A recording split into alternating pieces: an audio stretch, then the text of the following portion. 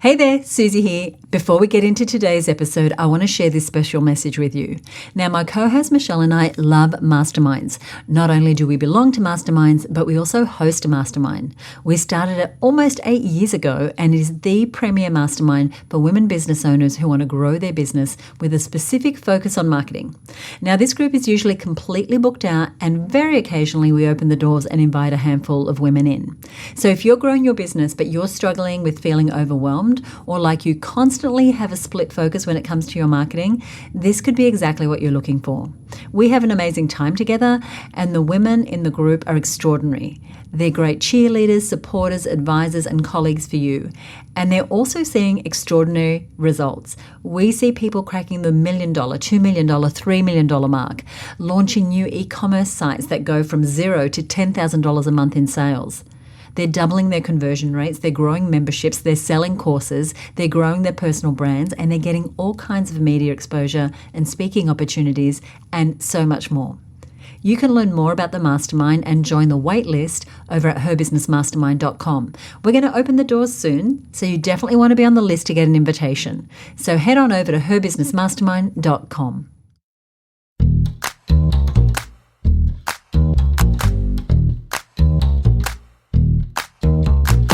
Hi, you're listening to the Content Sells Podcast, the show all about how to create content to attract, convert, and keep your ideal clients.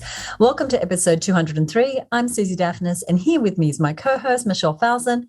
Hey, Michelle, how are you? Hey, Suzi. I am doing great, actually. Thank you. And I'm looking forward to chatting with you today about this topic. It's something I know we've both had a little bit of experience with over the years. We sure have. And our topic today is about rebranding. And specifically, we're going to be talking about the 12 questions you need to ask yourself before rebranding anything. And we're talking about rebranding both in the context of rebranding a business or rebranding a product or service, because this is definitely one of those things where there can be more worms in the can, more tasks, more things to do than you might first imagine. Ain't that the truth? Yep. And, as we're talking about rebranding, we always like to just kind of define our terms and explain what we mean by this topic. And for us, rebranding is essentially when you're going to adopt a new name for something, or perhaps a new logo or design or look and feel for something that's significantly different from before, with the intention of really developing a new, very differentiated identity in some way in the minds of your ideal customers and in the minds of your wider audience, because we've all got people who are in our bigger audience who are not necessarily our customers. And that wider audience could include our team, our referral partners, industry bodies and influencers, investors, suppliers, really anyone who is a stakeholder or participant in your business interacts with your brand or with your product brand. So sometimes people rebrand with a whole new name and a new kind of identity. That is one way to rebrand. Other times the name and that core identity stay the same, but it's a whole new look. It might be a whole new kind of approach, and you may even be targeting a whole new demographic or suggesting a whole new kind of philosophical approach.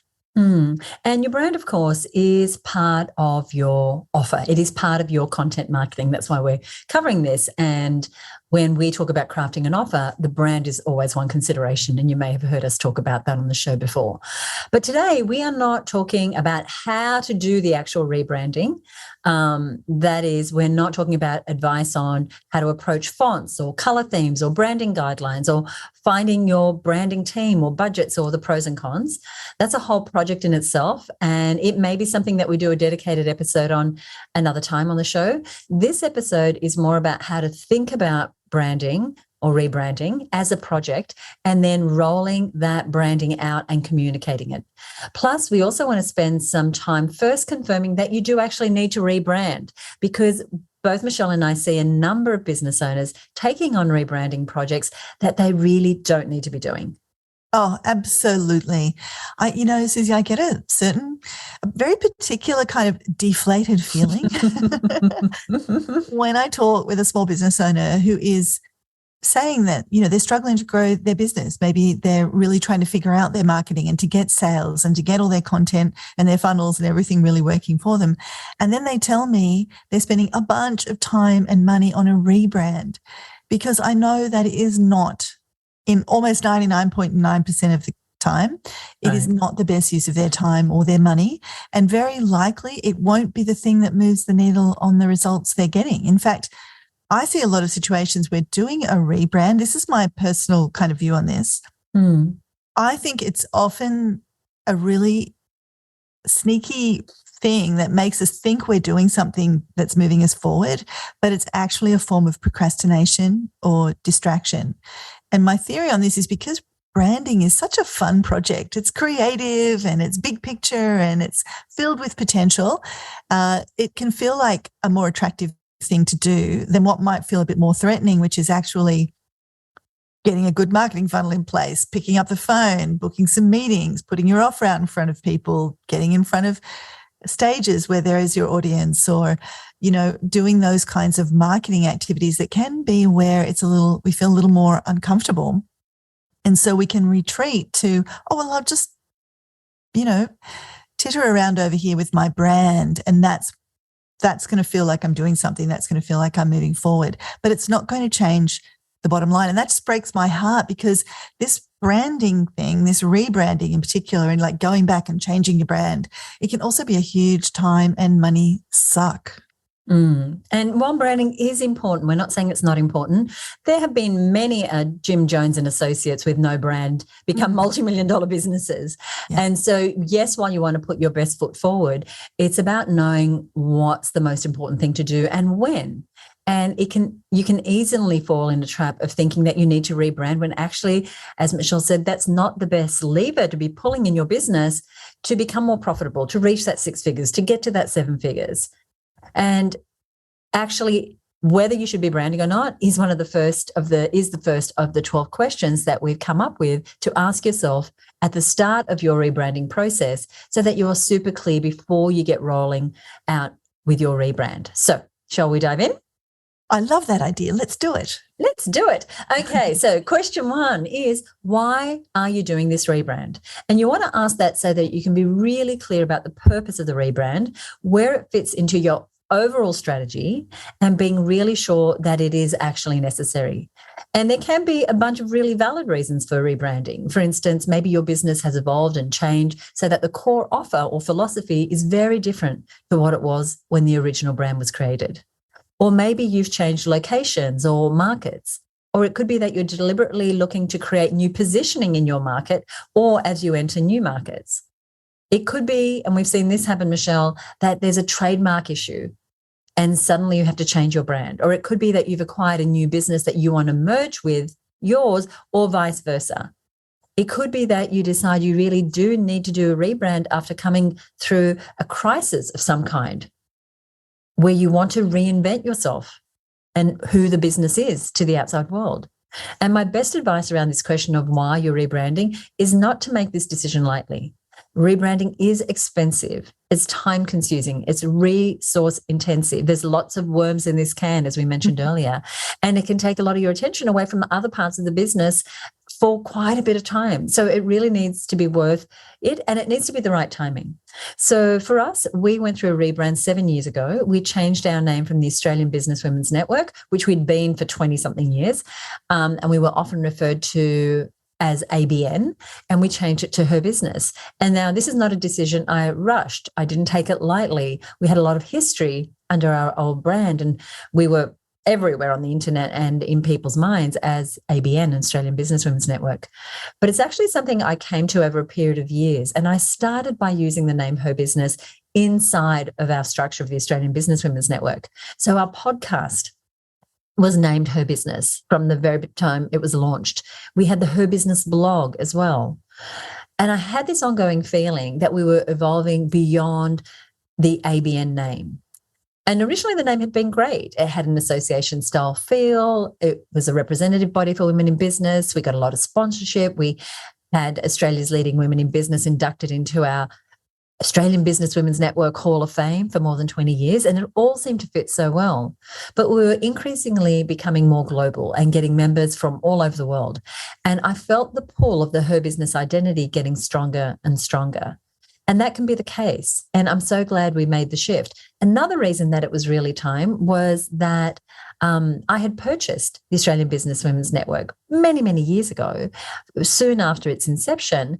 But HerBusiness was mine, totally mine. And I could take a different level of ownership of that brand.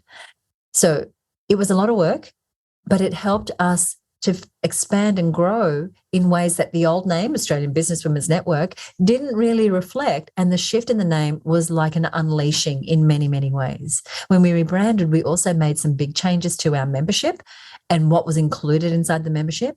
And the names of products inside the membership. We also changed our product suite and a lot of the languaging and positioning for the business. And we got clearer and clearer about who our ideal clients were and what our mission and vision was. So it was a really amazing experience for us that went beyond colors and logos and some of the things we mentioned earlier. And it was totally worth it. But it was the right thing, but it was the right time, more specifically to Michelle's point, for the right strategic reasons. I love what you're saying there. I think that is such a great insight for anybody that's thinking about making a big change. And that last thing you said, the right thing at the right time for the right strategic reasons, and seeing that process unfold. I can't believe it's 7 years ago, Suzi. I know. But seeing that process unfold at the time and the work that you did and the kind of journey you took to get to that place, I agree. It was much more than just about colors. You know, it was enlarging and elevation and unleashing. So you use that word, and it was very much the rebrand can help with that energetic shift as well. And it was definitely such a great move. And I was very impressed with the consideration that you gave to that process and how well that was managed and received. And I know you'll be sharing some of those golden tips today. And just speaking about the right time, we recently had a strategy session with one of our masterminders, which we do with them a couple of times a year. They get a one-on-one session with us. And it was a strategy session around her having to make a decision to rebrand her business. And we think her decision to rebrand is for the right reasons. So she has multiple, and I'll say that because sometimes people come to us in a strategy session and say they want to rebrand, and we go, no, don't do it. But for her, it does definitely feel like the right reason. She's got multiple brick and mortar outlets. Yeah, strategic, right? The right thing at the right time for the right strategic reasons. And she has multiple brick and mortar outlets in different geographic locations around Australia. And each of them, and it was made perfect sense at the time, have a different brand name. So now she's made the strategic decision to centralize them all under one name. And of course, there are lots of benefits to this. She's no longer got to have different printed materials. Remember, these are brick and mortar locations, different uniforms, different signage. She can get those economies of scale of having one branded thing that she can send out to all of her different locations. There's a lot more simplification. There's a lot more brand amplification because they can now have one website. They can centralize things. People can see, oh, they've got an office there and there. And so she's many efficiencies. Oh my gosh, so much. She's going to get a lot of traction rebranding and centralizing this under one brand. And the other thing that makes a lot of sense is that she's going to use one of the existing brands that's already tried and tested. It already works. She knows it's a winning brand. She knows it works. She knows it works in that one market that it's in, and she's going to map it to the other locations. So tick, tick, tick, super awesome in terms of the strategic decision. But even though it's the right decision strategically, we were chatting to her about, in our strategy session, what we were saying to her was that it's probably not the right time. So she was wanting to get that branding done because she's got a whole bunch of new team members starting and a few other things happening that she wanted to kind of have the branding done before those things happen. So she put this artificial deadline in her mind as the time that she had to get everything changed over. And it can happen like that, can't it, Suzi? Like we create these artificial deadlines, or we get these ideas in our minds that sort of set the ball rolling, that we've got to get something done by a certain time. And then we panic. Yeah, and we start to forget that we can change that, like things start to get stressful or difficult or not make as much sense as to why we're doing it. It can be hard to remember why we were set on that timeline or course of action in the first place. And if we trace it back to that instigating moment, we can very often think, oh, that doesn't have to be this way. I've sort of set myself down a path that maybe I don't need to be on. And so in the strategy session, we were able to unhook that branding timeline from this new team hiring timeline that she had. And that kind of cracked the whole thing open for her. And she was able to come at this rebrand timing much more strategically and set a new timeline that was at a better time of year and made a lot more sense. And that was such a great session. And I love that she's not putting herself and her business under a whole lot of stress to get that rebrand done at a time where her business was already under pressure because of the season that she was thinking of doing it, which is a particular time of year where she, one, takes a bit of a break, but it's also a period because she's got a seasonal business where cash flow takes a little bit of a dip and things quiet down. So it was a tough time for her to be thinking simultaneously about the financial outlay and the time that she'd need to spend away from time with family, and that she'd planned to recharge her batteries. Now she can plan for that time and that financial outlay, and there is one typically when you are rebranding. And she can rethink where this rebrand fits into her strategic plan for the next year. And she can build it into her cash flow and ensure that she's got the support she needs as well, so that she can devote the time when she needs it rather than having to jam it into an already busy period. And one thing I would say is, as you think about the reasons why you might reconsider a rebrand or might consider a rebrand, is to be aware of the reasons that aren't really good reasons for a rebrand. And one of the big ones is that, if you're doing it to reinvigorate sales, there are better ways to do that, like really crafting a compelling offer or creating a really good marketing process. And we have so many shows to help you with all those things, right? Because that's what's going to reinvigorate sales much faster and without a whole lot of complication that a rebrand can bring in. You mentioned that it was a little bit of procrastination. I see it as a bright, shiny object that sounds kind of sexy, but it's not the nuts and bolts of everyday marketing that really works. And I hope you're getting to see that in the context of what we're saying. Oh, I so agree. It is such an appealing thing, it can be creative and fun and it captures your imagination. And I definitely agree. It's a bright, shiny object. And if you're feeling any resistance to some of the harder, grittier things, those nuts and bolts things that Suzi was just mentioning about that get you traction and get you sales, it's very easy to just slip on over to this nice project over here. And I see people say all the time, I'm not getting enough traction, I'm not getting enough sales, it must be my brand. No, it's just that you're not getting your offer out there as often as you need to, or in front of as many people as you need to, or the right people. So going and getting a rebrand is a massive distraction from the real work that you need to do to get the results you want to get. So too much emphasis, I think, it's kind of a new business trap as well. If you're new to business, there's too much emphasis on branding when a business is young. Like you said, XYZ Acme company with a, Canva logo can get itself started and be more successful because it was sales oriented and marketing oriented versus the really beautiful brand where there was very little rubber hitting the road in terms of growing lists or getting sales or having sales conversations or building those marketing processes. And Suzi, a sub-question under this first question of why are you doing this rebrand? That's the very first question in our list of 12 questions we suggest you ask yourself. A sub-question kind of nestled in under that is, I think, getting clear on whether this rebrand is a freshen up to bring your brand up to date, or is it an all new look? Because you might be at first thinking, I need an all new look, when actually you might just need to freshen up. So you may not need to be changing your name. You may not need to be changing all of your colors. You may just need to be doing something that just brings it a little more into the 21st century. And Zara, the international women's clothing brand, did a refresh, sprucing up the font and making it more modern. They kept the name, but it was kind of a subtle shift.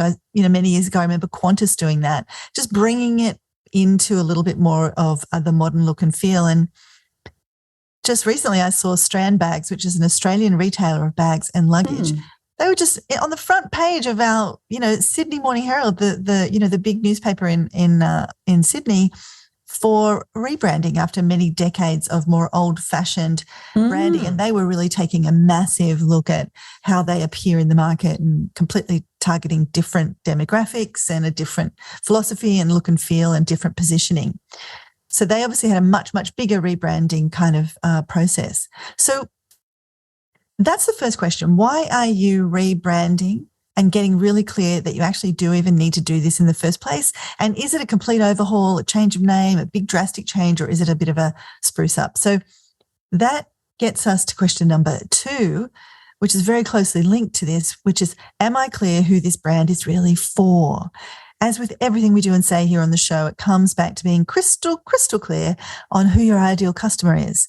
And we suggest you go back and have a listen or a re-listen to episode number 2, our second episode in this show many years ago, but it's still as current as ever. And it's called Your Ideal Client. And it's got some good foundations there on getting clearer about who that person is that you really want to serve and that needs to resonate with your brand.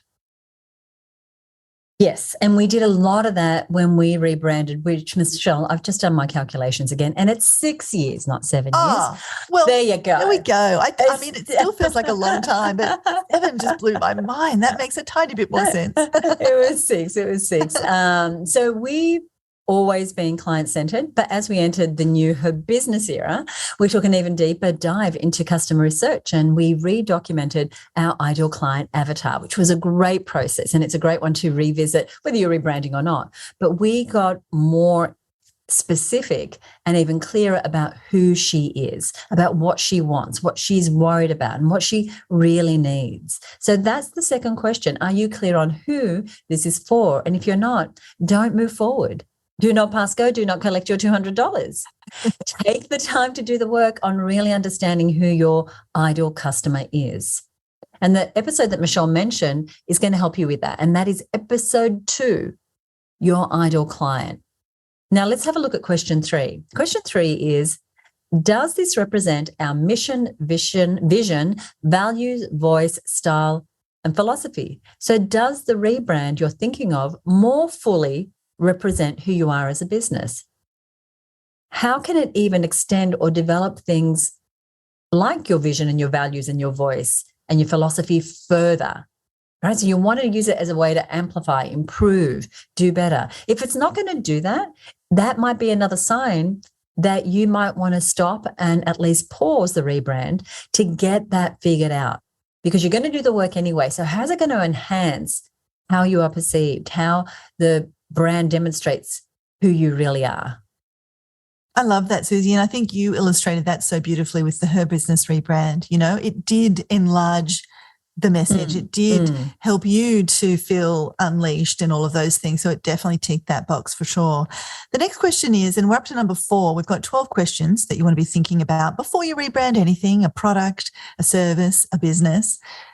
What timing makes the most sense? And we've touched on this a little bit earlier when we talked about our masterminder who was able to pick a better time. You know, first she was thinking about a less than ideal time frame, and then she was able to shift that by being a bit more strategic. And that's what we're asking you to do here. Be a bit more strategic about the timing, because you can feel a bit of pressure like, oh, we've got this thing going on, we have to be all rebranded by then. But just hit the pause button and just make sure, does that timing make sense? Think about, what is the relationship to our cash flow? Maybe it could be at a time when you've got the cash flow, or you've just done a big launch and you have a little bit of, extra kind of in the kitty that you can do a rebrand with. Could it be maybe when the business is quieter? That might make sense for you. So you can take the time where your team might not be busy doing the things they do the rest of the year, but they can use that excess capacity at that time. Maybe the right time is before or after a big milestone event. Maybe it's after a big project is signed off because you don't want to rock the boat before you get that big client over the line. Or maybe after a new piece of tech is released, or before if your business depends on some sort of software, you might want to rebrand before it comes out and come out with a bang. Maybe it's after a certain amount of time in business. You might be at your 20-year milestone. And I had a client, Suzi, who did this at 20 years. They rebranded and they built that sort of 20-year milestone into the story of the rebrand, which we'll talk about the story of your rebrand in a little bit. So think about what might be the timing points that make the most sense. And this is a big question that you want to invest some time thinking about. Go in with your eyes open around the time and the money this is going to take, and set yourself up for success if you are going to go ahead with it, to put it into your year, into your calendar, when you are going to have the most chance of not frying your brain, not frying your bank balance, and actually being received by your market in the best possible way.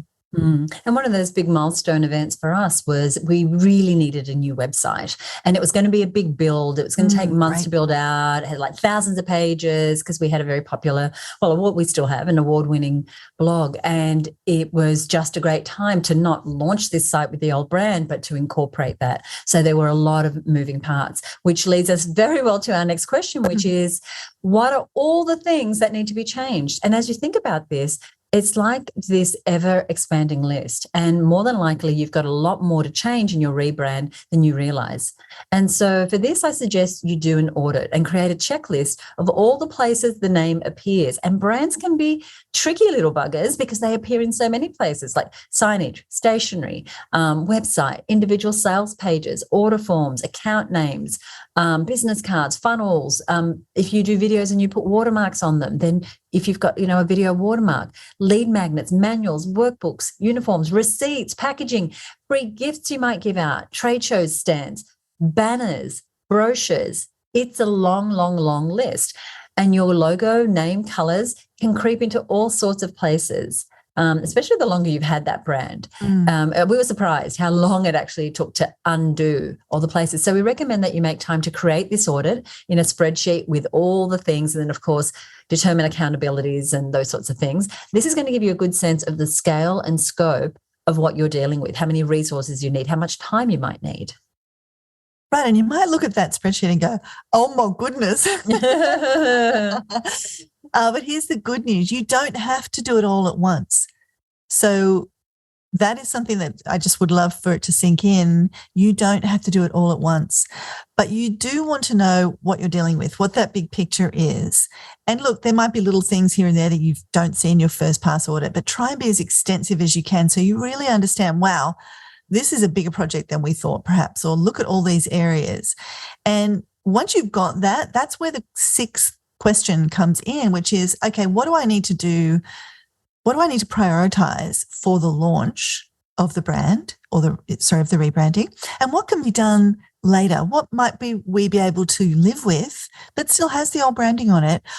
Or, that maybe only gets used once a year at that event and it's not on for 6 months. So let's park all of that because we've got a bit more time before anybody's going to see that whole sequence or, web page or whatever later.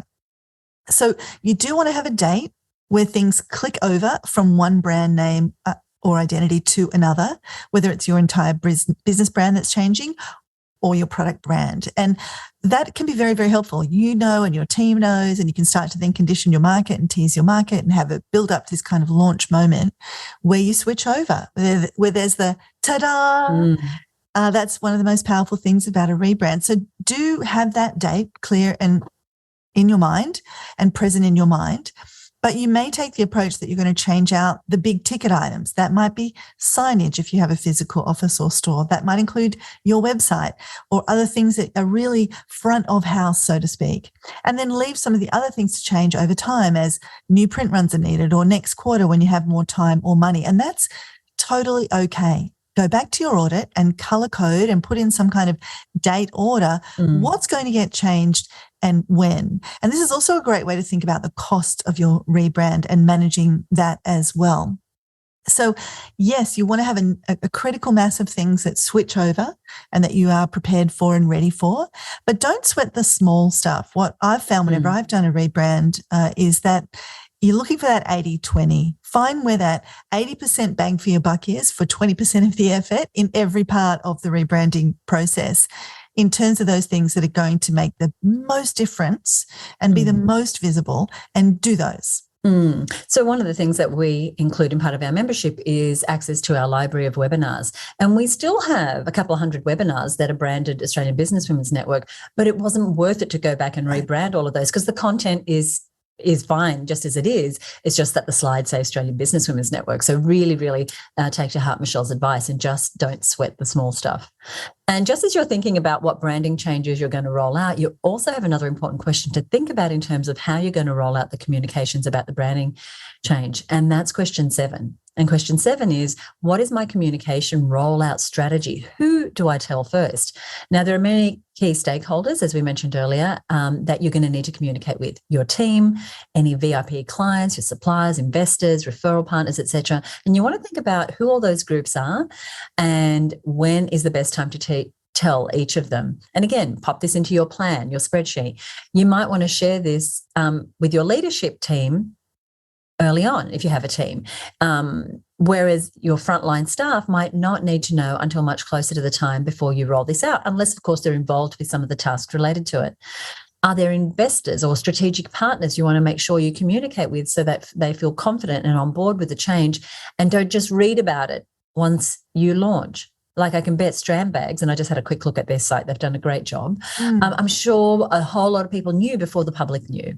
And people who are important to that organisation. So these are all things to think about and make a plan for. Absolutely.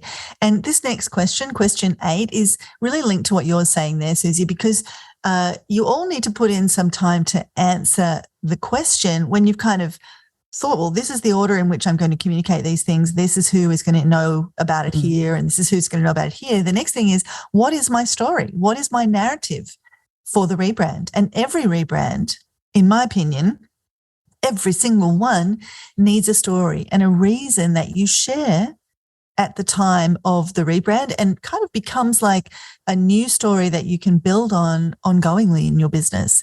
So I had a client once who was shifting their brand for philosophical reasons. It's actually the client that was at 20 years changing things up. So we actually wrote, one of the key pieces of content that we created around the rebrand was a very long personal story from her about her reasons for the change. And it kind of became foundation content. So we sent that email on the day of the rebrand, but we also used it in other ways and other places, in snippets of it in social posts and quotes. And it became copy on a website. It became different things that she said live on videos and at events and things like that. So it was this core kind of narrative that took the form initially of an email, but you could just write this core narrative out for your own benefit as to what is the story we're putting out to the world. Now, you might be rebranding because there was a terrible crisis and you want to reinvent yourself. That's not the story you're going to tell out to the world. You're going to internalize and really look for, where is the authentic, true, compelling story that I can tell about this to my audience. Now, I've seen people rebrand after a business failure, and they've told about the business failure. So it doesn't mean you can't share that, but just you want to find a way to tell that story in a compelling way that has people lean in and be interested in this rebrand. So when we sent this email out, it was incredibly well received, and we literally had hundreds of people responding. It was a very heartfelt message that spoke to a really important idea that kind of galvanized people immediately around this branding change. So think about, what is my story? What is my narrative? And not only does your customers need to know that story, but your team needs to know the story. Other key stakeholders need to know the story. And it might be slightly different, or you might emphasize different aspects of the story for those different stakeholders. Love all that advice. And while in our rebrand, we did lots of different content, kind of similar to the long email that you did for your client. One thing we did, and I think we did really effectively during our rebrand, was we created a HerBusiness manifesto. And this was really good for my own thinking, to clarify exactly what our story was and what we stood for. And then we had it made into a beautiful video, which we shared and we continue to share as part of our communication strategy. It also gave our team and clients some language that they could use in relationship to us and who we now were and what we do. And that really leads into our 9th question. And remember, we have 12 questions for you. And the 9th one that we suggest you ask yourself when rebranding your business or a specific product or service is, how will I communicate the rebrand? You definitely want to plan for this, and you want to plan and for time, as well as what is going to be communicated and how you'll communicate it. So you want to think about this like any campaign. So what channels are you going to use? Are you going to send emails, socials? Are you going to do videos? Are you going to run paid ads in an industry publication? I've seen brands do this all the time, as I'm sure you have, Michelle, as well, where they actually announce it publicly. Website, blog posts, signage, etc. how are you going to communicate the rebrand? And like all campaigns, we suggest you think of it in terms of what we call campaign thinking versus ad hoc thinking. Because Suzi and I were only joking about this yesterday. We were talking about a project because campaigns can be hiding in plain sight. You think, oh, I'm just going to do this quick thing. And then you realize, oh, well, I have to write an email sequence for that. Oh, we're going to need a landing page for that. Oh, well, we're going to have to get a video for that or an image made for that. So try and think about it as a campaign right from the beginning. And we have a great episode that will help you to sort of tune your mind to creating this cohesive series of messages and activities that form a campaign versus bits and pieces you do. Oh, we need this quick send it, and then it can be all very kind of frenetic and it doesn't flow. And that episode is episode 196, campaign thinking versus ad hoc marketing. We'll put a link to that in today's show notes. And again, just on this campaign idea that Suzi mentioned, you want to build in some runway. And this is an idea that pardon the pun, is getting a lot of traction in our mastermind. We've also got an episode on that as well, as to how you can kind of, what can you do even before the more overt part of the campaign kicks in to start sharing that something is coming kind of messages, shows maybe some teaser behind the scenes footage of a new video you may be making or new signs arriving, but they're kind of covered up and people can't see what they are. And they're like, what is it? What is it? So it's building up this sense of something coming and this anticipation that really leads to that big reveal, that launch moment, if you like, when the brand is revealed. And so we've just recently published this article. It's episode 199. Creating a runway, how to pave the way for the sale and get more results for less cost. Now, while that's about a sales campaign, this is the bit we're wanting to tune your antenna to. Treat this like a sales campaign. There is this runway, this lead up, this series of events, there's the messaging, there's the launch moment, which is when you switch from brand A to brand B. So it is very much mirroring those same processes. And just like we build our marketing and promotional campaigns into our calendar, and if you listen to episode 199, you'll get a better sense of this idea of the runway. Your rebrand is a campaign that you want to build into your schedule, as we mentioned earlier. The other thing that we did when rebranding was we left a bit of a breadcrumb trail to the earlier brand. As I mentioned, our brand had been around over 20 years. So in a few strategic places, we used the wording HerBusiness, and then we would follow that with formerly Australian Business Women's Network. And we did this under our new logo and name. We did it on our website when I was doing audio introductions to videos, etc., or introducing myself, or on my LinkedIn profile. And we kept that going for at least a year. So that wasn't like, what did she just move? Like, what happened to this brand that I've known and loved for 20 years? The other thing we did was that worked really great was we made an event out of the rebrand. And this fits well into this idea of campaign thinking that Michelle was talking about. Building the buzz, having the manifesto, really treating it as a way to get our market's attention, their curiosity, and really reinvigorating our relationship with our clients and prospects by letting them know the story and why this rebrand was a good thing for them. We announced the day, we changed our Facebook cover, and all the places that we mentioned earlier that you want to uncover where your brand is, we changed them out all on the same day. But this became an event. But the main point I want to make here is that we didn't abandon the old brand totally because it was a long-established brand, and we kept that breadcrumb there for at least a year. Just such a smart thing to do because, like you said, people are like, wait, did she leave Australian Business Women's Network? What happened to Australian Business Women's Network? And you can create this gap in people's mind that they now are unsure and uncertain. And so you're always looking to give your audience psychological safety. And so now you've sort of got a lot of the pieces of this puzzle starting to fall into place as you're asking these 9 questions. And it leads into our 10th question. And we've been alluding to this all along, which is, what the heck is my budget for this rollout? So looking at all your plans, your audit, all the things that have to be updated, the time, the people that have to be involved, and thinking, where do the dollars come in? How do I assign dollars to all of these line items? And we've mentioned this already, but you really do want to allocate a budget. And it might be that you start thinking about all those line items as individual budget items and then saying, well, look, really, we can only afford right now to do this, this, and this. So all these other things are going to have to go into a different timeline. So we've mentioned this already, but you do want to really keep your eye on those dollars and cents. Keep track of the expenditure because that's the other thing that I've noticed. Things can really blow out, especially if you haven't done that audit work that Suzi was talking about as thoroughly as maybe you could have.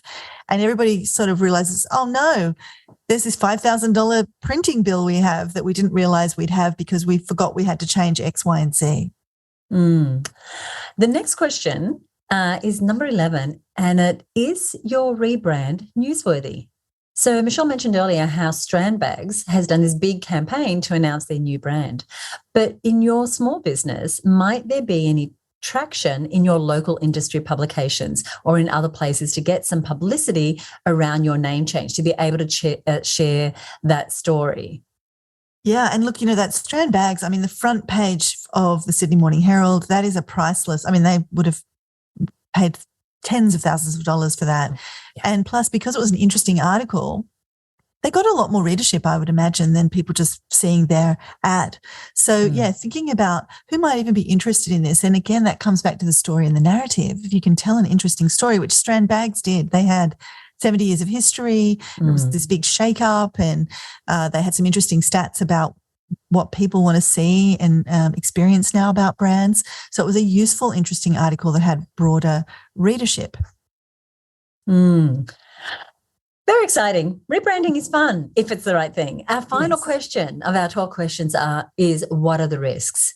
We started by saying rebranding is not a decision to be taken lightly. So you do want to think about the risks and weigh up if they're worth it.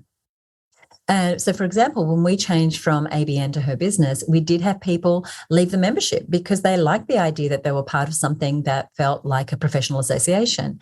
And I was okay with that because I knew that who we were and who we were stepping into, our next evolution.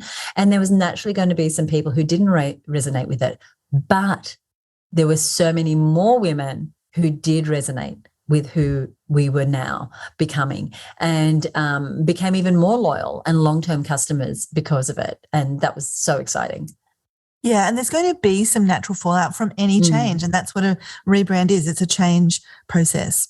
So what we're suggesting you think about is some kind of risk analysis. So before you do press go, you've answered all the other questions, you are thinking you'll go ahead, you do want us to take some time to do this risk analysis. Does the new name have trademark issues? Search, make sure you can get all of the things in all of the places, the URLs, check that somebody else doesn't have the exact same name that's going to clamp down on you and so on. Does it really translate to your audience? Does it mean something bad in other languages if you're planning to go international? I've heard some incredibly comic stories about that. Yeah, or things that are now, are politically incorrect and it's going to cause you grief. I mean, I used to love a Corona beer, but I heard that their sales have gone way down simply because of the coronavirus, So, that was a risk they couldn't possibly have foreseen. But do think about those kinds of things. What are the SEO implications? Suzi had 2 decades worth of SEO on her ABN website and her ABN content. So what about the loss of history? What does that do? Is there something unforeseen you might have overlooked in your excitement to rebrand? Do the colours work? So Vanessa Van Edwards, who wrote a book that we quoted in our books episode that we just hosted, she was telling the story in that book that she enthusiastically embraced the colour yellow in her brand, only to find it's really hard to use. It's hard for the eye to see that with any text on top of it. So that was a bit of an oops for her. Will you alienate people with the rebrand? And can you bear that risk? Is there some natural attrition that you might expect, or is there a real risk you could lose a bunch of customers because you've done something that has really upset your customer base? And, if so, are you prepared for that? Can you weather the storm? If you see that there'll be a dip in sales, have you planned for that? So just thinking about those risks is our final question. So there's a few things to consider. There are 12 questions that you need to answer before pressing go on any rebrand. We love to share these tips with business owners. And what I love about this show, I have to say, Michelle, is that content marketing is everywhere. Yeah. So much of what we do is content marketing. And here you spent the last while with us just talking about this one little sliver. We love to share these tips with as many business owners as possible. So we would love it if you would leave us a rating, a review on Apple Podcasts. We have over 100 5-star reviews. If you enjoyed today's episode, we would love it if you would make your way over to the big kahuna of podcast apps, Apple Podcasts, and leave us a review. So Jo Alilovich of 3D HR Legal is a HerBusiness member, and she recently sent us this message. She said, I had a fantastic day with my team having new team branding photos done. She said, I was locked and loaded before the Content Sells podcast. Before she listened, she said, but it was so nice to listen and know that I was on the right track. And what she'd listened to was an episode that we did, which was all about photography and your business. It's a fabulous episode with our friend Jamie Swanson, and it is episode 133. We'll put a link to that in our show notes. And Jo, thank you so much. So what Jo does, she has a specialist employment law firm, and they work with professional services to really help them avoid legal claims and create thriving workplace cultures that help businesses prosper. And so her team and she were doing some branding, doing a little rebrand, and bringing their photos up to speed. So Jo, thank you so much. We have mentioned a number of different resources on the episode today. And so we want to make it really easy for you to access all those goodies, all those past episodes that are really worth a listen. So anything we mentioned on the show, we're going to put across on our show notes page, which you're going to find at herbusiness.com/rebrand, all one word, herbusiness.com/rebrand. This has been episode 203. Michelle, what have we got coming up next? I'm just realizing how kind of this next episode will fit so nicely with this one. And it is all about how we can stop overthinking and start doing more. Because what I think is happening is we're overthinking things and we're underdoing things. And we want to switch that equation around so that we are getting into action sooner, imperfect action sooner, learning by doing, getting feedback from the market and getting some traction rather than spending a lot of time theorizing and agonizing and all of the isings that we can be doing before we get something out to the market. So we're going to share some of the ways, and look, it's normal, right? We all do it. Yeah, absolutely. We're going to share some of the ways we've found to overcome that overthinking and underdoing that can happen and paralyze us in our business. So that's episode 204. And episode 204 is out 2 weeks from the release date of this episode. If you haven't already subscribed to the show, go ahead and hit that subscribe button on whatever platform you're listening to. That way you will get that episode as soon as it's available. Michelle, anything you want to say before we go today? For any of our listeners who are rebranding, whether it's their business or their product, I know both Suzi and I wish you all the best with it. It can be an amazing, amazing thing to do. It can unleash you, especially when you ask yourself these 12 questions before you get started. We want to thank you so much for listening. We'll see you next time right here on the HerBusiness podcast. Oh, God damn it. We snatched defeat for the jaws of victory. Yeah. Oh, it's the Content Sells podcast, everybody. Oh, my God. HerBusiness is a good one too. I did the same thing on the HerBusiness podcast the other day. I said, thanks for listening to Content Sells. So there you go. I think we can still wrap it up. People, these things happen. We'll see you next time right here on the Content Sells podcast. Bye for now.